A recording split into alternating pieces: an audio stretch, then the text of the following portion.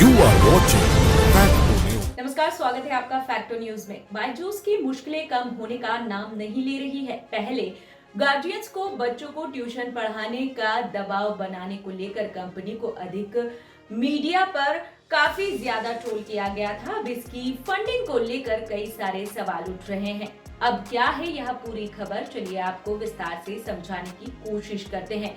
देश की केंद्रीय जांच एजेंसी प्रवर्तन निदेशालय यानी कि ईडी बायजूस के फाउंडर और सीईओ बायजू रविंद्रन के घर, दफ्तर और दूसरी जगहों पर छापेमारी कर छानबीन कर रही है। जांच एजेंसी ईडी कंपनी से जुड़े विभिन्न परिसरों पर छापा मार रही है। यह कार्यवाही FEMA यानी कि फॉरेन एक्सचेंज मैनेजमेंट एक्ट के प्रावधानों के तहत करा रही है। अब यह कार्यवाही क्यों हो रही है, यह जान लेते हैं। असल में बायजूस कंपनी को साल 2011 और 2023 के बीच 2800 करोड़ रुपए का FDI मिला था।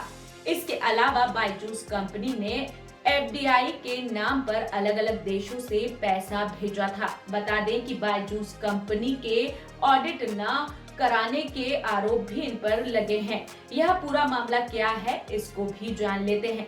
ईडी के मुताबिक बायजूस के नाम से एटिक प्लेटफॉर्म चलाने वाली think and learn private limited ने विज्ञापन और मार्केटिंग के नाम पर 944 करोड़ रुपए खर्च किए थे। वही कंपनी ने फाइनेंशियल ईयर 2020-2021 से अपने फाइनेंशियल स्टेटमेंट तैयार नहीं किए थे और न ही खातों का ऑडिट कराया था। इसलिए देश की केंद्रीय जांच एजेंसी बायजूस की जांच कर रही है। अब यह जांच हो रही है तो कौन कौन सी चीजें जब्त की गई है, ये जान लेते हैं। अधिकारियों ने तलाशी के दौरान कई आपत्तिजनक दस्तावेज और डिजिटल डाटा को जब्त किया। बता दें कि ईडी का कहना है कि उसे कई लोगों से बायजूस के खिलाफ लगातार शिकायतें मिल रही थी।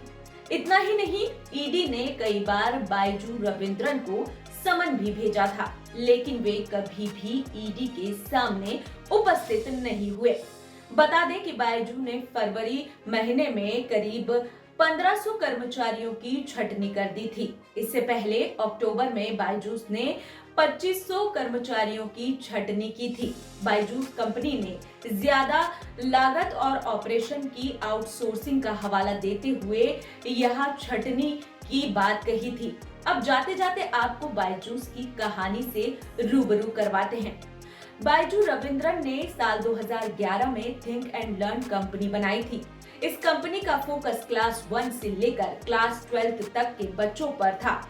मात्र 4 साल यानी कि साल 2015 में बायजूस ने अपने ऐप को लॉन्च कर दिया। इस लर्निंग ऐप को जबरदस्त रिस्पांस मिला। मात्र 3 महीने में ही इस ऐप पर 20 करोड़ स्टूडेंट जुड़ गए। बायजूस ने साल 2017 में शाहरुख खान को अपना ब्रांड एम्बेसडर बनाया। एक साल बाद यानी कि साल 2018 में बायजूस यूनिकॉर्न बन गया, यानी कि इस कंपनी की वैल्यूएशन 1 अरब पार हो गई। साल 2019 में बायजूस इंडिया क्रिकेट टीम का ऑफिशियल स्पॉन्सर बन गया और मात्र 1 साल बाद बायजूस दुनिया की सबसे ज्यादा वैल्यूएशन वाली एडिटेड कंपनी बन गई। बता दें कि बायजूस ऐप को 15 करोड़ से ज्यादा बार डाउनलोड किया जा चुका है। इसका नेटवर्क दुनिया भर में 1700 शहरों में फैला हुआ है। और तो और बायजूस के पास 5 करोड़ से ज्यादा स्टूडेंट रजिस्टर्ड हैं, जिसमें से 35 लाख स्टूडेंट ने तो पे भी किया है। तो ये थी बायजूस की कहानी। अगर इसी तरह से आप बिजनेस से जुड़ी खबरों को देखना चाहते हैं तो हमें कमेंट कर सकते हैं। साथ ही साथ अगर चैनल पर नए हैं तो चैनल को सब्सक्राइब कीजिएगा और बेल बटन को दबाना मत भूलिएगा। आज की खबर में इतना ही, कल फिर हाजिर होंगी, तब तक के लिए मुझे दीजिए इजाजत। नमस्कार।